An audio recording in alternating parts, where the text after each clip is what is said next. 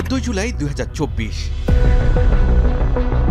রাত নামার আগ অবধি ছাত্রসহ পুরো দেশ অপেক্ষায় ছিল সাবেক প্রধানমন্ত্রী শেখ হাসিনার সংবাদ সম্মেলনের। ছাত্ররা আশায় বুক বাঁধে, দাবি মেনে নেবে সরকার। কিন্তু তার বক্তব্যে ঘটল উল্টো ঘটনা, যেন আগুনে ঘি ঢেলে দিলেন শেখ হাসিনা। মুক্তিযোদ্ধার সন্তান নাতিপুতিরা কেউ মেধাবী না, যত রাজাকারের বাচ্চারা নাতিপুতি হলো মেধাবী, তাই না? এই বাক্য যেন ছুরি হয়ে বিধে বসে হাজারো শিক্ষার্থীর বুকে। পর মুহূর্তেই ঢাকা বিশ্ববিদ্যালয়ের হলগুলোতে শুরু হয় চাপা গুঞ্জন। আমরা শিক্ষার্থীরা আমরা একে অপরকে রাজাকার সম্বোধন করতেছিলাম, অথচ যে শব্দটা আমি এর আগে সম্বোধন করতে গেলে আমাকে হাজারবার ভাবতে হইতো, আমাকে ট্যাগিং এর ভয় নিয়ে ভাবতে হইতো, অথচ এই শব্দটা আমাকে বন্ধুরা বলতে রাজাকারের নাতিপুতিরা কেমন আছিস। যত জনগোষ্ঠী আছে শেখ হাসিনা বাদে বাকি সবাই রাজাকার আমরা।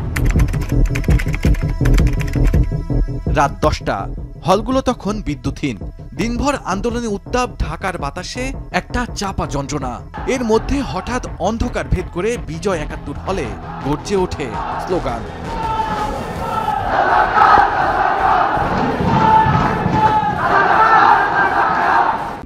কেসারেন শেকড় থেকে শিখরে। কয়েকজন জাস্ট বলতেছিল তুমি কে আমি কে, ওদিক থেকে বলতেছিল রাজাকার রাজাকার, আবার ওদিক থেকে বলছিল কে বলেছে স্বৈরাচার স্বৈরাচার। ছাত্রলীগ আমাদেরকে এতদিন যেভাবে শিখাইছিল, যেভাবে স্লোগান দিতে বাধ্য করেছিল যে তুমি কে আমি কে বাঙালি বাঙালি, এই স্লোগানের বিপরীতে সবাই স্লোগান দিতে শুরু করলো যে তুমি কে আমি কে রাজাকার রাজাকার। ঢাকা বিশ্ববিদ্যালয়ের বিজয় ৭১ হল, এই হলের পদ্মা ভবন থেকেই প্রথম উচ্চারিত হয়েছিল তুমি কে আমি কে রাজাকার রাজাকার এই স্লোগানটি। এর পরবর্তীতে ঢাকা বিশ্ববিদ্যালয়ে মুহূর্তেই ছড়িয়ে পড়ে এই স্লোগান। এর সাথে সাথে পুরো বাংলাদেশের মুক্তির স্লোগান হয়ে পড়ে এই স্লোগানটি।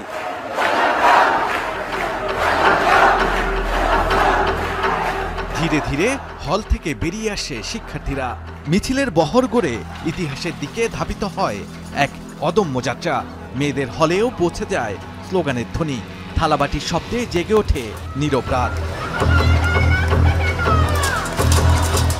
আমরা রোকেয়া হল থেকে বের হই, দেখা যায় গেটের তালা ভেঙে সবাই বের হয়, রাজাকার নিজেদেরকে রাজাকার বলে বিদ্রুপভাবে বলে হল গেটের তালাটা খুলে দেওয়া হয় এই ধরনের কোনো সমস্যা যেন না করে, কারণ এখানে অনেক মেয়ে জড়ো হয়ে গেছিল। মোটামুটি হলের প্রত্যেকটা মেয়ে হচ্ছে রুম থেকে নেমে এসেছিল, যারা হচ্ছে এখানে মানে বের হয়ে যাবে।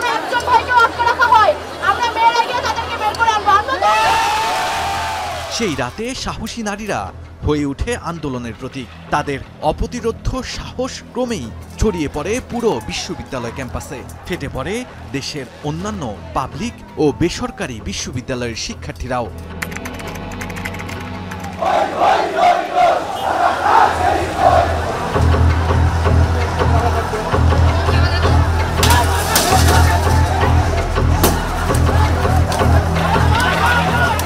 পরদিন সকালে মধুর ক্যান্টিনের পাশে ছাত্রলীগ আর বহিরাগতরা নেয় প্রস্তুতি। হলে হলে চলে ছাত্রদের আটকে রাখার চেষ্টা, কিন্তু সাহসী নারীরা অবস্থান নেয় ভিসি চত্বরে। তাদের দেখে সাহস ফিরে পায় ছাত্ররাও। নারীদের অতিরিক্ত অংশগ্রহণের কারণে কিন্তু আসলে তারা কোনো ট্যাগিং এর মধ্যে ফলাইতে পারতেছে না, মানে তারা ট্যাগিং দিলে মানুষ এটা বিশ্বাস করতেছে না। তো এই কারণে তাদের ক্ষোভটা নারীদের উপর যে পড়ে। বিকেলবেলা দেখা যায় যে এইভাবে ছাত্রলীগ অতর্কিত হামলা চালায় আমাদের আন্দোলনে। ওই দিন হচ্ছে মেয়েরা অনেক আহত হয়। মায়ের খাওয়ার পরে ঢাকা মেডিকেলে যখন ভর্তি হয়েছে তখনও তাদের উপর দ্বিতীয় দফায় হামলা করা হয়। এই যে এটা তো হচ্ছে যুদ্ধেরও কোনো নিয়ম নীতির বাহিরে যে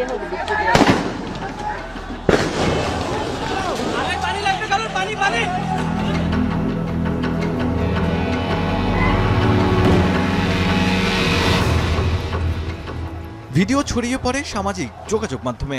পরিস্থিতি যেন আগুনের স্ফুলিঙ্গের মতো বদলে যেতে থাকে। আন্দোলন দমনে শক্তি প্রয়োগের এমন নৃশংসতা দাগ কেটে যায় সাধারণ জনতার।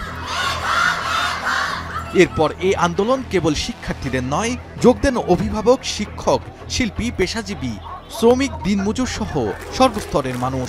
পরিণত হয় ছাত্র জনতার গণ আন্দোলনে।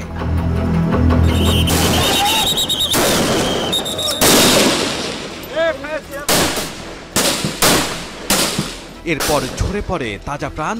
রাইফেলের সামনে দাঁড়িয়ে সাহস জুগিয়েছে নারীরা। চোখে অশ্রু, বুকে অসীম সাহস।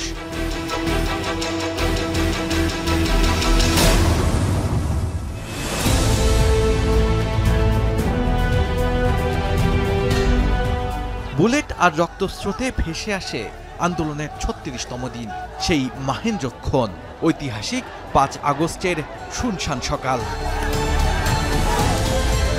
বেলা যতই বাড়ে সকল উৎকণ্ঠা কাটিয়ে আসে মুক্তির আলো, জেগে ওঠে এক নতুন বাংলাদেশ।